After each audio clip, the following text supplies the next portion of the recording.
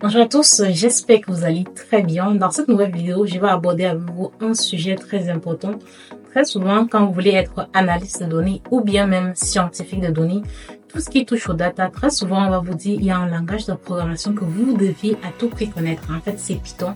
Oui, même si parfois, dans votre mandat, vous n'allez même pas utiliser Python, on dit toujours avoir en fait certaines connaissances, certaines compétences de base en Python, ça vous donne un plus en fait, surtout quand vous allez chercher quand vous allez commencer en fait à chercher l'emploi. Surtout si vous voulez être analyste de données, je vous assure, même si vous ne l'utilisez pas, connaître Python, c'est vraiment un élément important, c'est vraiment un plus pour votre CV.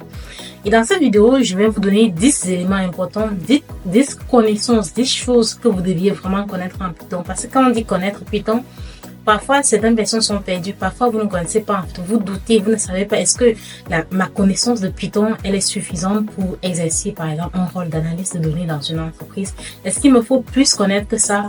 Dans cette vidéo, je vous donne 10 connaissances de base en Python que vous deviez avoir. Donc, vous devez faire un checklist pour vous rassurer que vous connaissez tous ces 10 éléments en Python. Si vous voulez vraiment dire que oui, j'ai la base en Python, même si vous ne maîtrisez pas, vous avez quand même la base en fait pour occuper un poste aujourd'hui d'analyste de données, parce qu'il ne suffit juste pas de connaître Python. Donc la première chose par laquelle je vais commencer, c'est vraiment la manipulation des données. Et oui, quand on parle d'analyse de données, quand on parle de scientifique de données, on parle aussi de la manipulation des données. Donc la première chose que vous devez connaître dans Python, c'est comment utiliser la librairie, si vous connaissez Panda, pour manipuler vos données. Donc ça, c'est le premier élément que moi j'ai noté dans ma liste de 10. C'est vraiment un élément important et c'est même pas là qu'on commence quand on apprend Python en fait. Il faut vraiment connaître manipuler les données. Pour ceux-là qui apprennent vraiment Python pour data science, data analyst ou bien scientifique de données de façon globale ou bien machine learning, on commence toujours par Panda. Donc, premier élément, comment manipuler les données dans Panda. Donc, la manipulation des données.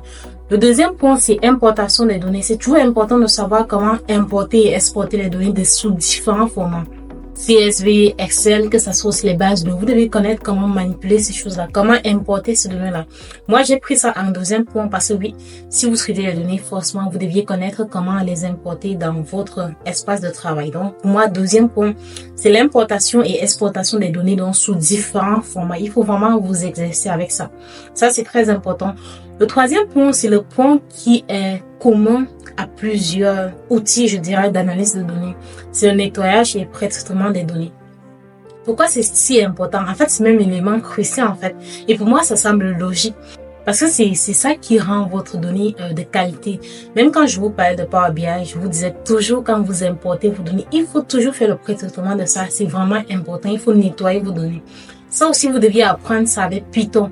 Pour ce faire, donc, nettoyer les données, c'est vraiment essayer de voir les valeurs manquantes. Comment est-ce que vous allez gérer les valeurs manquantes? Comment est-ce que vous deviez gérer les valeurs aberrantes?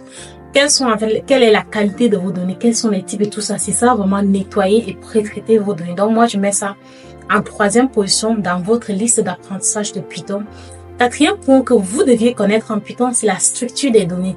Et oui, Python, c'est un langage qui est très intéressant, quand on parle en fait des tuples et tout ça, comment manipuler des listes, des dictionnaires, vous deviez connaître ça, comment manipuler les ensembles de données en fait. Dans Python, vous deviez maîtriser ces éléments-là parce que ça va vous aider plus tard quand vous allez avoir les données et vous voulez en fait en extraire des informations. Donc, c'est vraiment important pour moi. J'ai mis ça en quatrième point, la structuration des données.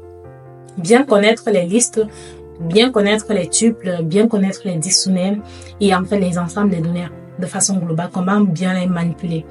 Cinquième point que on va toujours vous dire, si vous voulez être analyste de données, scientifique de données, vous deviez avoir des connaissances de base en statistique. Donc, c'est vraiment important. Il faut avoir des petites connaissances, même si c'est vraiment de base, mais il y ait de la connaissance en statistique et apprentissage automatique. Ça vous donne un poids, surtout pour ceux-là qui aspirent plus tard à devenir scientifique de données. Donc, ça a un poids pour vous d'avoir des compétences en statistique. Par exemple, les petits tests d'hypothèse, connaître les petites choses comme ça, pas des choses vraiment avancées. Vous pouvez aussi connaître comment faire la modélisation prédictive. Vous pouvez aussi apprendre surtout la statistique descriptive. Il faut vraiment connaître vraiment des choses vraiment de base. N'essayez pas forcément d'aller très loin pour être analyste de données. Vous deviez quand même avoir le vocabulaire quand on vous parle de quelque chose dans ce domaine-là, que vous puissiez en fait avoir de la connaissance dessus. Moi, je trouve ça très important. Sixième point, c'est la visualisation des données. Et quand on parle de visualisation des données, on fait référence en fait dans Python des librairies pour visualiser des données en fait. Donc, Matplotlib, c'est vraiment important. Et quand je parle de statistiques aussi dans Python, il est important de connaître les librairies comme NumPy pour la statistique. C'est important en fait pour manipuler pour la maths en fait de façon globale. Donc, pour la visualisation des données, vous deviez en fait connaître Matplotlib, Seaborn. Il y a d'autres librairies comme vous pouvez. Je donne juste quelques exemples. En fait, ça vous donne une idée de ce que je veux dire. Donc, c'est vraiment connaître comment créer des graphiques, des visuels, les graphiques de chaleur, toutes ces choses-là qui permettent en fait de mettre en évidence les informations. Donc ça, c'est le sixième point. Le septième point, c'est la gestion des fichiers et des répertoires. Et oui, c'est quelque chose que très souvent, ça dérange les gens quand ils commencent dans Python. C'est de connaître comment en fait gérer les chemins des fichiers, comment en créer, utiliser, en renommer. Il y a plein de choses qu'on peut faire avec des fichiers, en fait, des répertoires. C'est vraiment important de maîtriser en fait la gestion des fichiers, des répertoires à travers votre code. Moi, je trouve que c'est un module à vraiment prêter attention dessus. Il y a certaines fonctions qui peuvent être plus avancées dessus et il y a plein de choses que vous pouvez faire avec. Donc, vous devez quand même connaître des connaissances de base, avoir des connaissances de base dessus.